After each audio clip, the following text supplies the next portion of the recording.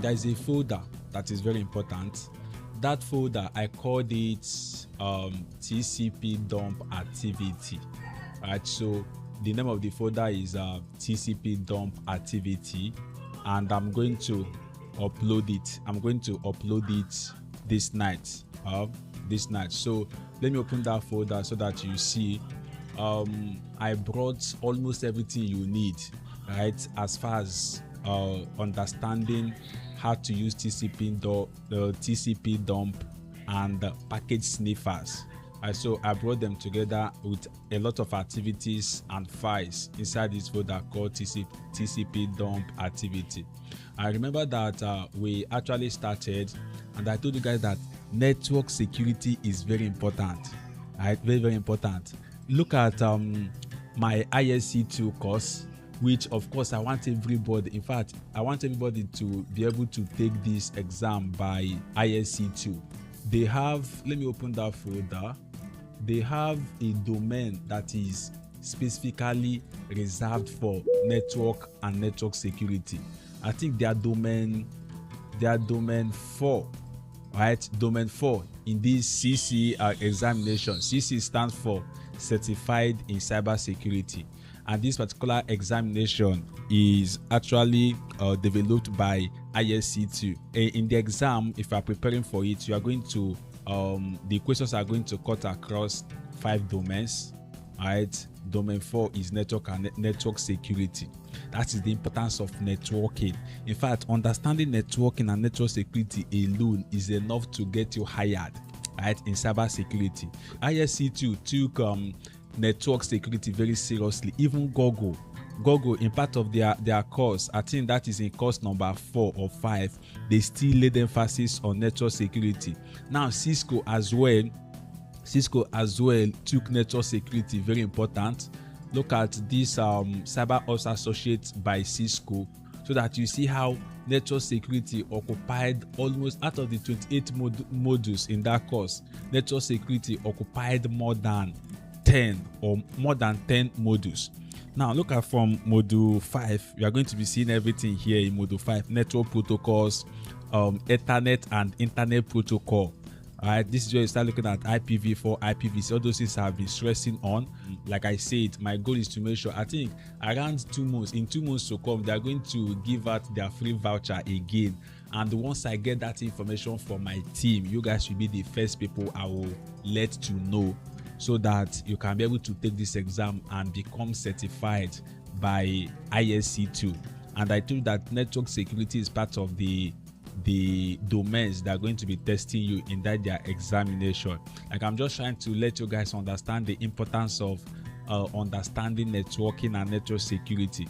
And I showed you that this is a Cyber Ops Associate course by Cisco, and from module 5 of this course down to almost module 15, they are still talking about network security. Look at address resolution protocol, that's module 8. In module 9, the transport layer, right, the network service. In fact, network security is very important. That is why I want you guys to take it very seriously. If possible, say buy a book separately for network security, and then lock in and make sure you understand every aspect of network security. There is a slide I prepared. Let me open that slide, then we can at least take it from there. So in this slide now, you can see I was talking about the network protocol analyzers, right? And the most common one there is Wireshark and tcpdump. I laid emphasis on that. Right? So this folder now in tcpdump, everything you need to understand tcpdump is inside it, and I want you to take those information very seriously. And if you are practicing and there is any question, you can of course let me know. Now, and I put some lab activities and exercises there, and there are more that I will still be adding, right, in that particular folder.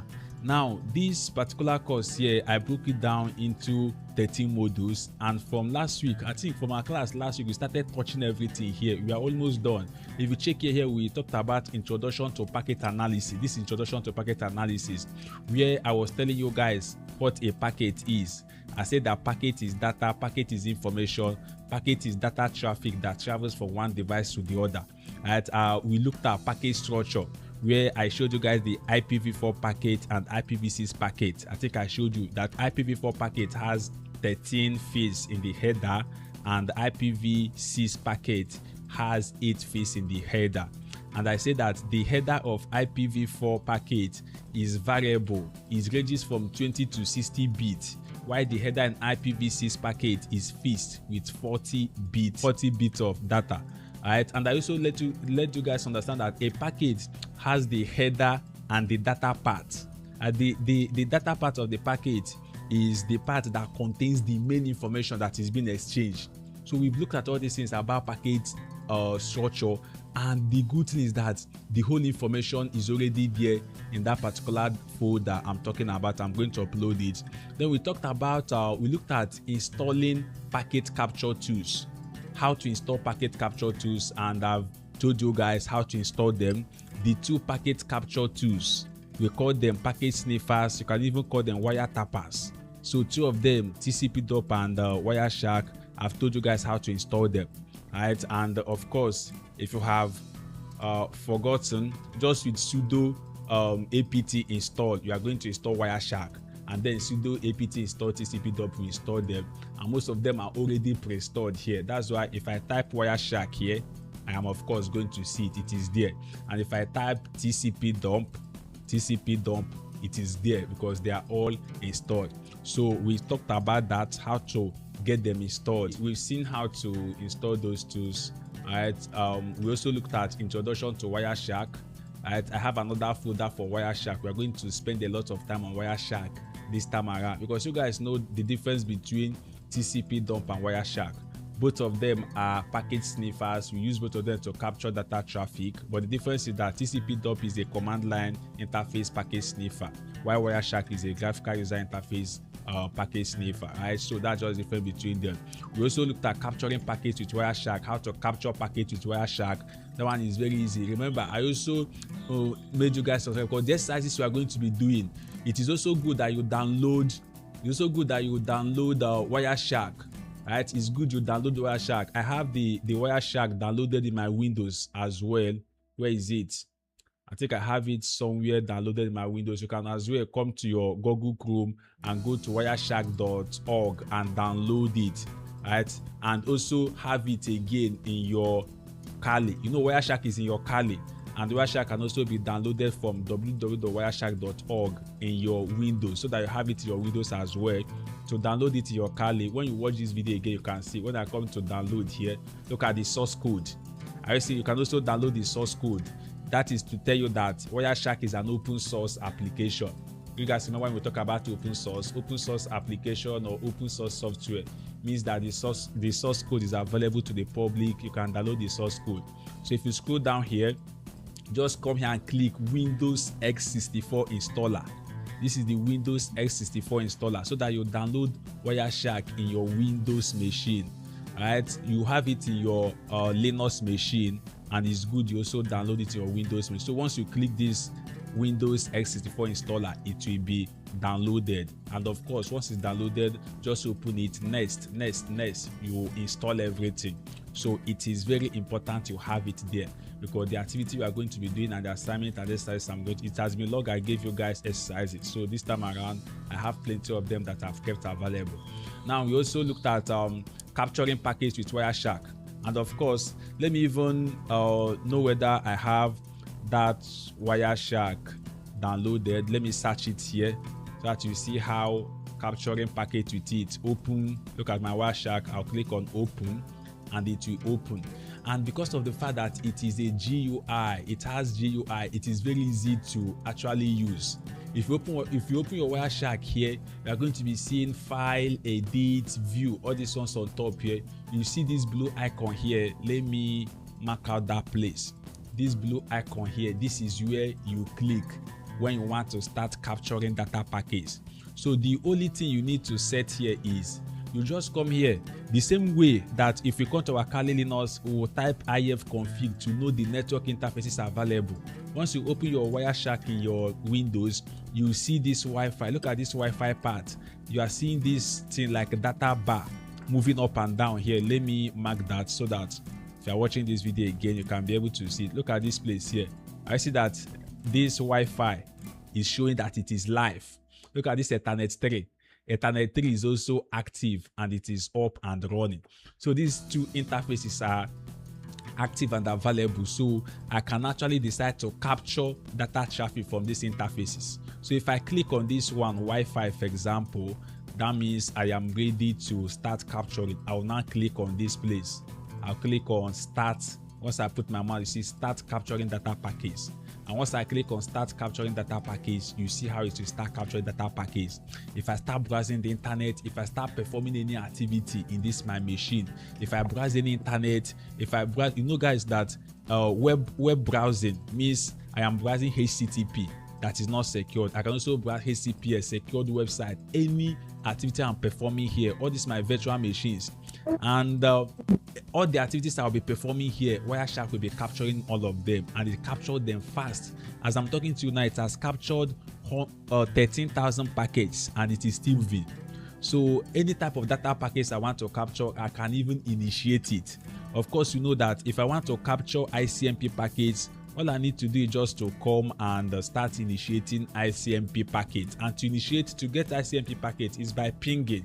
If I ping any IP address in my network, I will start initiating ICMP packets and Wireshark will capture all of them. Now, the good thing about this is that as it is capturing, I can decide to stop. This red icon here means I want to stop capturing data packets. If I stop it, the data packet will be stopping, will stop. I'll click on file. I can decide to save it. Right, Control S, I will save it. This packet I captured, I can save it as ssr.pcap, whatever I want to use to save it. Uncompress, compress with gzip. I can even decide to compress it, but I don't want to compress. I'll just click on save. Where will it be saved? It will be saved in my document. So we've done Kali Linux to some extent. If you come here, you see that this is the absolute file part. This is the pathway to where it will be saved in my document. All right, and once I click on save, you see that this packet is already saved.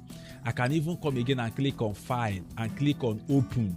If I have any data packet, I can decide to send the data packet to Ogona and tell Ogona to please analyze data packet for me.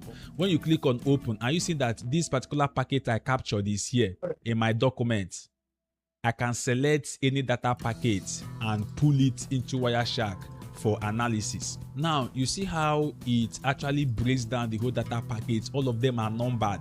It captured 25,000 data packets, and from 1 to 25,000, all of them are numbered one after the other.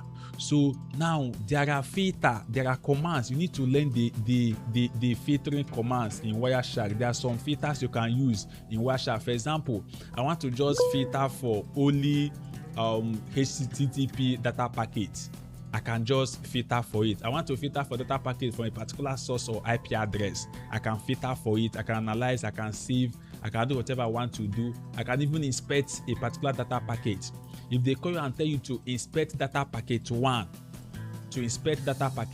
or data packet 24,000, you can just inspect the data packet. How do you inspect a data packet? You can click on the data packet and then right click, come to follow, then come to the stream.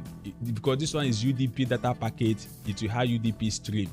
And then when you open it, you see the information. And this information is in an unreadable format because it is an encrypted data packet. So all these things will have a dedicated class for Wireshark later, but I just want you to know that these things are possible, and these are the tools you are going to be using in the field as a security professional working for any company, or coming to run penetration tests, or you want to run troubleshooting, you want to troubleshoot network, anything related to network, you must use Wireshark, tcpdump, and some of other tools you are going to be using in this particular training and in the exercises I've developed for the training, right? So that is just it about that, because the reason why I'm bringing this in up is because here we looked at capturing packet with Wireshark. You see how to capture packet with Wireshark. You see how to stop the packet. You see how to save the packet. Now, if there's any packet that somebody sent me, right, I can actually open that packet with Wireshark if I want to analyze, if I want to inspect the packet. Right, we look at Wireshark filters. Right, you have up to 1,000 filters you can use in Wireshark. I've given you some of them. If you want to inspect only HTTP packet, you just type that filter in the filter bar. Alright, for example here, if you type something that is incorrect, here it will show you. For example, let me just say I type something like HTTP equals to this. You see that this particular bar is showing red.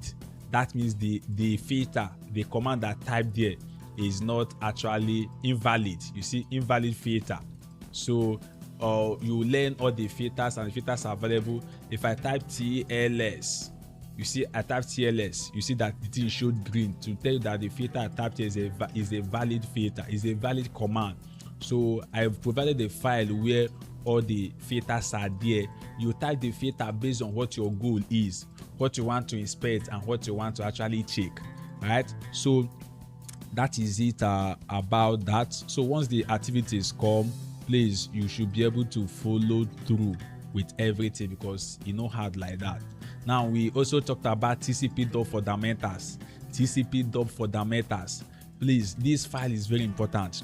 The single most important file in this particular folder I'm talking about is this. If you open this folder here, there is a file called overview of tcpdump. Alright, let me point to that file, overview of tcpdump. Please take your time and read it, because I've actually said a lot about tcpdump, but this file here now is where I broke it down again. As a security analyst, you are going to use network protocol analyzers to help defend against any network intrusion. A network protocol analyzer or package sniffer is a tool designed to capture and analyze data traffic within a network. We've said a lot of these things. Look at tcpdump. What is tcpdump? Like I said, read through this thing, you see it is a command line interface network protocol analyzer. Right? We looked at how to capture packets with tcpdump. Look at the simple command you can use with tcpdump. When you type sudo is very important when using tcpdump, because you want to capture data traffic from an interface, and this particular activity is an activity that requires admin privilege. That is why you must put sudo there. So when you put sudo, you type the tool you are using, tcpdump -i is the argument that will give you the interface. You have to put the interface. After -i, you put the interface, and then you can put other options like -c, like -w, -r, and you can also add other expressions. So this is what we've actually talked about. But if you read through this file and you open your Kali notes by the side, open this file by the side, and you are following this file and the instruction here to practice, you are going to enjoy. You see how sweet cybersecurity is and practicing with these tools are. Now look at this particular command here. The first command, options are case sensitive. You saw where we use, okay, let me scroll down so that you see -w option. You guys remember that class where we were using tcpdump and I added this -w option. This is the option to write. Right? You use tcpdump to capture. This command here says tcpdump should capture from any interface, and it should capture just 3 packets. Right? If you add -w means the packets it will capture, you shouldn't display it on the screen. You should save it to a file. When you put -w flag, you must add the file you want to save it to. Here, sudo tcpdump will capture from any interface. But if you like, you can indicate the interface that are available. That is why once you open your Kali Linux, the first you have to check before you start using tcpdump is to check the interfaces that are available. And to do that, we do sudo tcpdump, and then we do -D. This -D will help us check the interface available.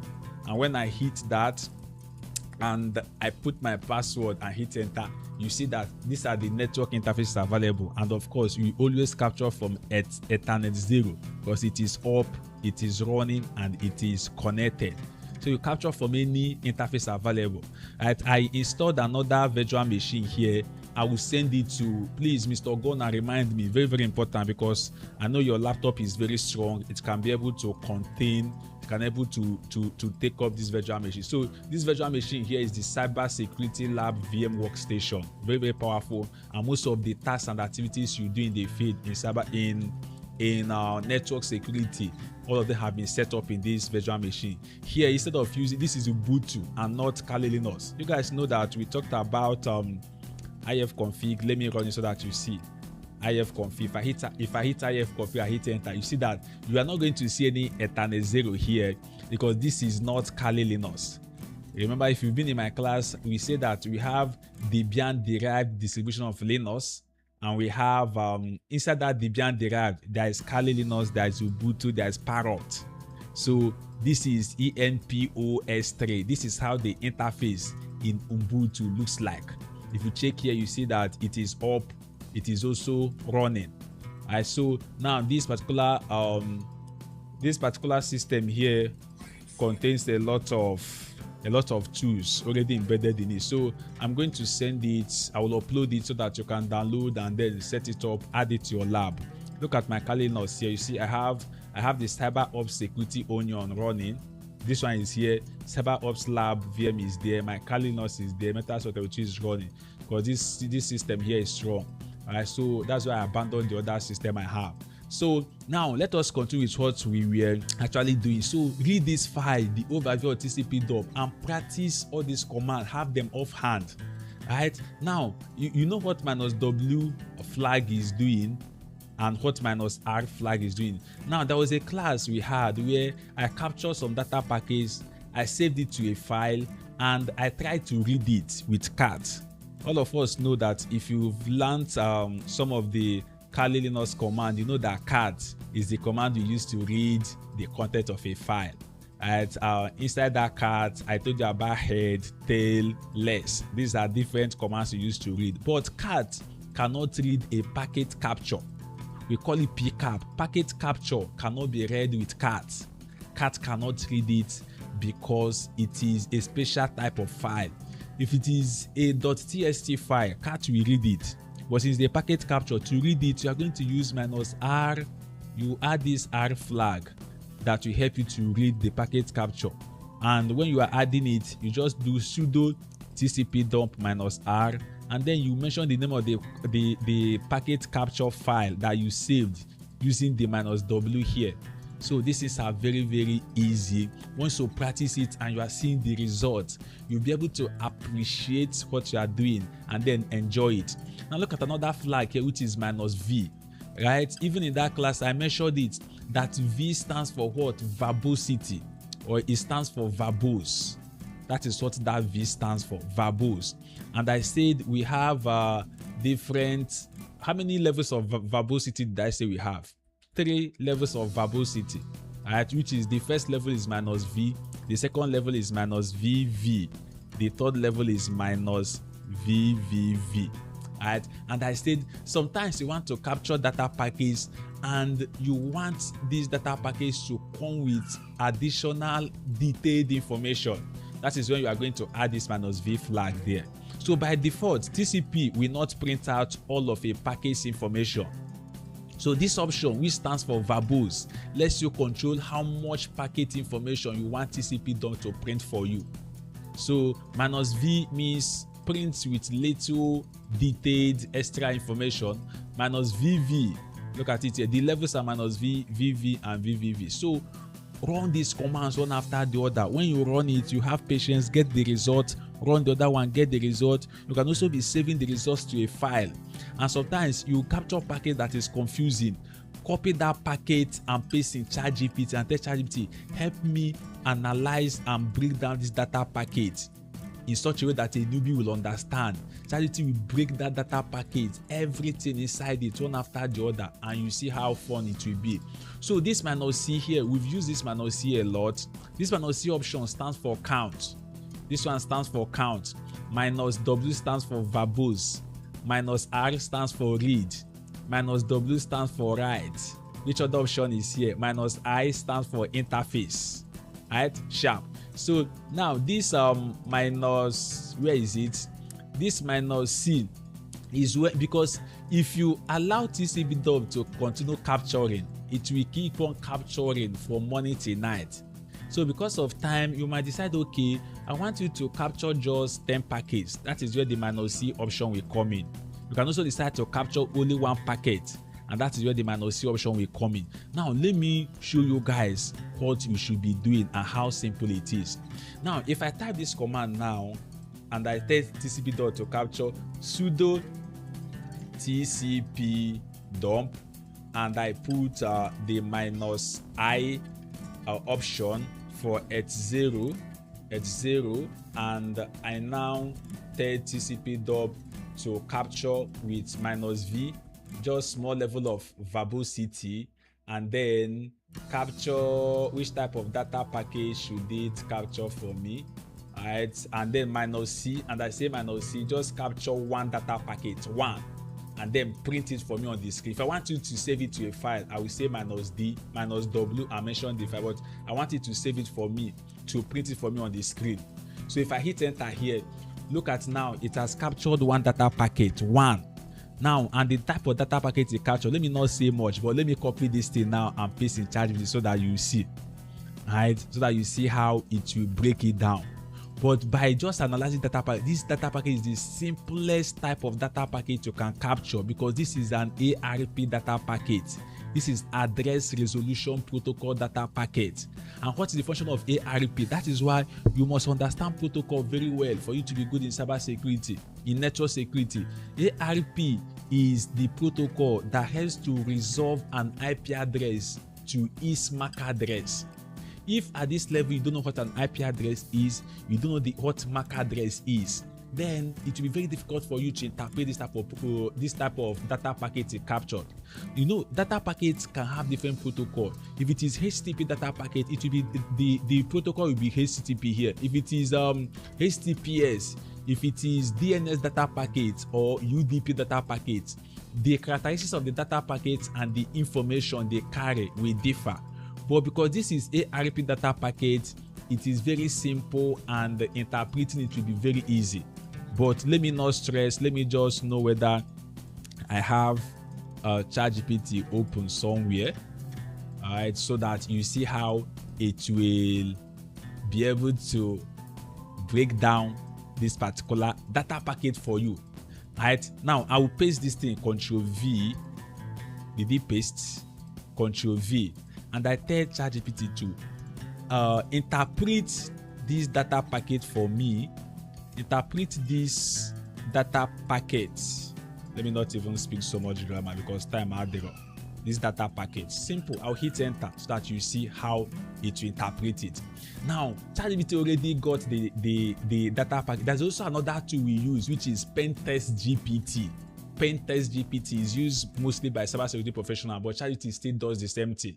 Right? This is the summary of data packet I sent to ChatGPT, and he told me that the first part of data packet contains the timestamp. This is just the time that the data packet was captured, and it will start from hour, second, minutes, and milliseconds. And this time is based on the time of your system, the time of your machine. Now, from there, it showed that the data packet now contains ARP. This ARP is now the protocol, and it's told that it is address resolution protocol. ARP is used on a local network to find the MAC address associated with an IPv4 address. It's just like now, it is telling, this data packet is saying, it is asking who has this IP address, tell this IP address, this one, your MAC address. What ARP does is that it tries to resolve every IP address to its corresponding MAC address. This your system here has how many addresses there? It has an IP address, IPv4 address, it has IPv6 address, it also has the MAC address, and this MAC address is the address given to your system by the makers of the system. This MAC address is engraved inside the NIC, which is the network interface card. All these are in the files I've sent you. Just sit down, read, and you see how you'll understand it. Now, look at how he's breaking it down. Ethernet length 8. This one indicates that the network uses Ethernet, where MAC address are 6 bits and 48 bits long. Because if you know that the system I used to capture this thing, we are capturing from Ethernet 0. This is that ETH0 you are seeing. When we put -i option, the ETH0 is this Ethernet, and the length is 6. Right, and then look at the example of MAC address that has this 6 bits length. Right now, the next part of the package showed IPv4 length 4. the network is using IPv4 address, which is 4 bits, and that is 34 bits. You know how to convert bits BYTS to BITS. 8 BITS is equals to 1 BYTS. Right? You know that. I don't know how to pronounce these two. I call them bits. Some people call, okay, this one is bits, or this one is now bytes. Right? So now request who has this one. This is the most important part. The device is essentially asking who has this IP address. It wants the MAC address belonging to this IP address, because what ARP does is to resolve a MAC address to the IP address. So it's asking who has this MAC address. Now tell me your who has this IP address. Tell me your MAC address. So the ARP request is normally broadcast on the local network because the sender doesn't yet know which MAC address belongs to it. It's now asking, tell this particular device that has .1.1 who is asking. The device with this IP is one that is asking for the MAC address of this particular device 1.8. Right? So this is just a simple data packet, and if you check here, it even gave you the whole structure. This is the local network and it is ARP request, right? And it is saying this IP address, who has this IP address is asking who has this IP address, and the brokers is telling, this one is saying that is me, right? I'm the one that has the IP address. Now in plain English, the summary of this particular data packet is this device 192.168.1.1 is trying to communicate with this other device 0.1.8, and the truth is that this 0.1.8 is my Linux, Kali Linux, and this 0.1.1 is the broker's address of at least my Windows. But it needs to know the target device MAC address first. So it therefore sends an ARP request asking the device that owns this to identify itself. Simple. So that is exactly what that particular data packet is saying. And all these things will be very easy for you if you have understood all those. If you hear ARP, you know what it means. If you see UDP, you know what it means. You see, all these things are UDP data packets. If you see HTTP, you know what it means. If you see HTTPS, you know what it means. And you've understood the 7 layers of the OSI model and the 4 layers of TCP model. Once you have all these things, bro, you are already good, and interpreting some of these data packets will be very easy for you, right? So now let me get back to this our tcpdump file so that you see that -c is the count, telling us, specifying how many packets it should capture. If you look at this statement, sudo tcpdump -i any -c3, this means just capture 3 data packets for me, and that's all I need. Another one here is -n. tcpdump will perform name resolution, and this means that tcpdump automatically converts IP addresses to names. It will also resolve ports to commonly associated services that use those ports. There was a time I talked about ports, and I said that ports are logical constructs that specify a service that runs in a system. I have a file there, I made it. We have different types of ports. We have the well-known ports, we have the dynamic ports, and we also have the restart ports, right, based on the port numbers. We also have TCP ports and UDP ports based on protocol. So that's why, Ogon, I hope you remember that day in that class, you were asking me now, what is now the difference between when we say we have TCP ports and UDP ports, and then classifying ports based on dynamic ports and this other register ports and well-known ports. So when it comes to, when you want to classify ports, you have 2 criteria for classifying ports, right? You can classify ports based on their port number, because ports ranges from 0 to, I think it's 35,000, 36,350 something. That's how to classify ports based on their number.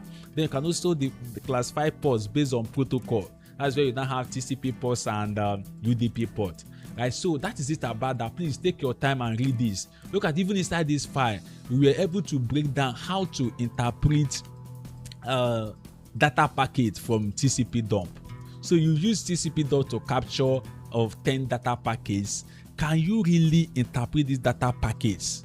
Right? To interpret it is very simple. Look at it. First of all, the first part of the data packet is going to contain the timestamp. That is the time the packet was captured.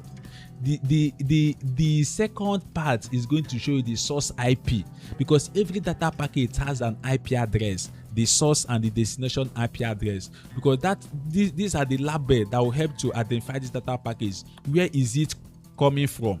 This particular IP address here is the source IP address, and this is the where it is sending it, and that is why this particular symbol, this is the carat symbol, right? Carat symbol. This is showing us that this particular packet is coming from this and it is going to this. The same way we use this redirection.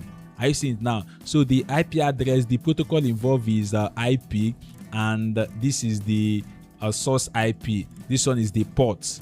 You know port now. Port is what determines the space where the service is going to be running. Look at the source port and look at the destination port.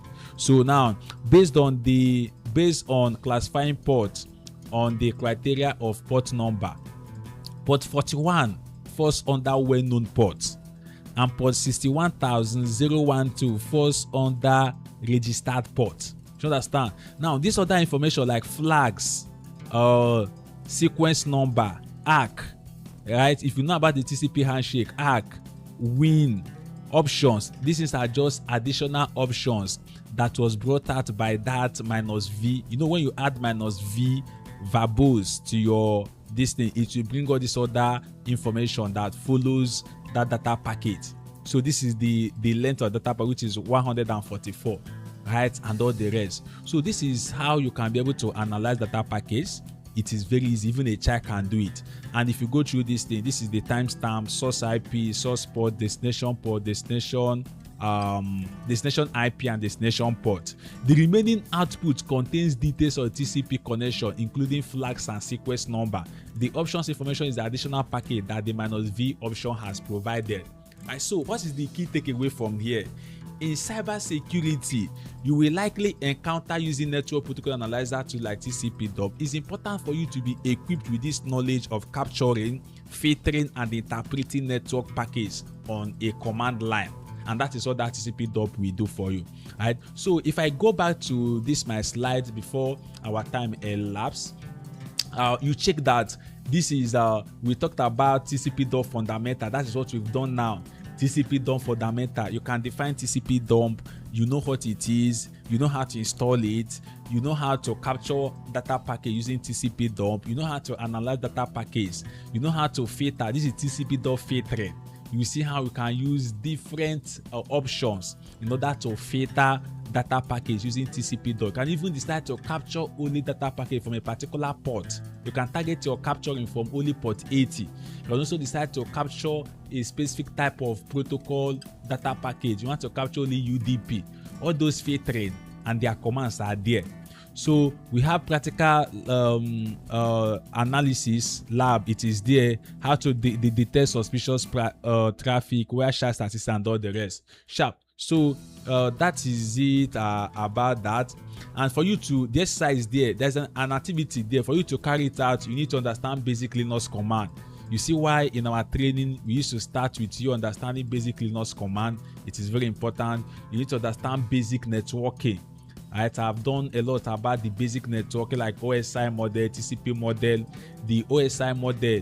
These are just the different way that network professionals were able to conceptualize the study of network security, breaking down into different models so that it can be easy to interpret. The OSI model has 7 layers, from the application layer to presentation layer to session layer to transport layer to network layer, data link layer, and physical layer. Right, we are going to, if you have any question concerning all these things, let me know. All the files are there in the drive. Just be reading and be asking questions. So you have to understand IPv4 addressing. There was a class where I talked about IPv4 addressing, the difference between IPv4 and IPv6. You can be able to identify a valid IPv4 address. If you're analyzing a network protocol and you see an IP address that says it is 257.186.3.4, you see an IPv address like this, bro, you should escalate this thing to the team that this is not a valid IP, this is a suspicious IP address, because you're a security professional and you've known how IPv4 address looks like. This is not a valid IPv4 address. Right, so you guys should look for who has this address, how this address come into the network. Like, this is something you should escalate because it's an anomaly. So, but if you don't know about IPv4 address, you see an IPv4 address like this in your network, right? You don't know whether it is activities of the threat actors or the rest. That's why I made sure that you understood what IPv4 addressing looks like. We talked about the IPv4 exhaustion, and we said that IPv6 is coming to gradually replace IPv4 addressing system. Right? So we also looked at understanding TCP, UDP, ICMP data packets. Now, if I tell somebody to unmute his or herself and tell me the difference between TCP, UDP. This TCP and UDP protocol, they are found in the transport layer of the OSI model and the transport layer of the TCP model. TCP stands for Transmission Control Protocol. UDP stands for User Datagram Protocol. And I say these two protocols ensures reliable transmission of information, reliable transportation of information. And they help to break data into fragments and also restructure the data and make sure that none of this information is lost during transportation. Now, TCP is used when security is more important than speed. That's why any TCP packet, there will be three-way handshake. Right? There will be established, connection must be established between device A and device B when they are using TCP connection. But in UDP, it is a connectionless protocol because connection and security is not that important. What they need is speed. So I think there are some questions and exercises you are going to do that will make you understand this thing properly. So if you have any question, you can always send in the WhatsApp group. Now, lab environment that we are using, VirtualBox or Visual Mesh, we set all these things up, Kali Linux, Metasploitable 2 or any other vulnerable machine. Then you have to install Wireshark and tcpdump in order to carry out the activity. Alright, I believe that is warning of time, that time is going. So that is just it about that. Or when you come, the name of the folder is TCP activity, TCP dump activity. Look at this activity here. Alright, just make sure you perform it. Look at also this one. This one contains TCP dump commands. This one contains information about package sniffing. Package sniffing. This is where we talked about two types of package sniffing, passive and active. So play with everything inside here. Play with everything inside here, and then ask your questions when the time comes. Alright, so I think that's going to be it for today. If you have a question, you can ask your question. The next one we are going to do in our next class, after you've performed this activity and you've taken screenshot, you know how to submit your activity. To submit, as you open this activity here and you are performing the exercise, you are taking screenshot of the results and you will save it in another file, convert it to PDF, and that is what you are going to submit. Alright, how to install tcpdump. So the activity involves everything step by step till the last one. So do this, convert to PDF, and of course submit in your student folder or your student directory. Then read through all the information here. Right, if you have any question, of course you can always ask. Right, I think that will be all for today. For tonight, we also look at, I have activities as well for Wireshark, but you are going to do that one later. I have a folder separate for Wireshark. We will do that one later. So if there's any question, you can ask. Okay, so is there a question? You said I should remind you about a virtual machine. Which virtual machine are you talking about? Okay, sharp.